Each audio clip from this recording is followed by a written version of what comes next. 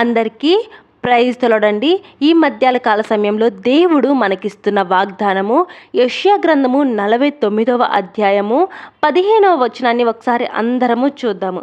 స్త్రీ తన గర్భమున పుట్టిన బిడ్డను కరుణింపకుండా తన చంటి పిల్లలను మరుచునా, వారైనను మరుచుదురు గాని నేను నిన్ను మరువను. ఆమెన్. దేవుడు ఈరోజు మనకిస్తున్న వాగ్దానము, మన కన్న తల్లైన కొన్ని సందర్భాల్లో మనల్ని మర్చిపోతుందేమో కానీ దేవుడు మాత్రం మనల్ని ఎన్నటికీ మర్చిపోడంట. ప్రతి క్షణం ప్రతి నిమిషం మనల్ని గుర్తు చేసుకుంటానే ఉంటాడు.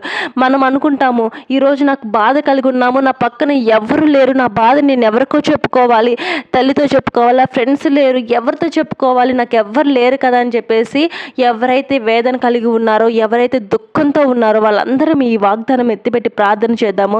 దేవుడి యొక్క ప్రేమను పొందుకునే వారంగా మనము ఉందాము. ఈ చిన్న వాక్యము దేవుడు దీవించునుగాక. Amen, amen, amen.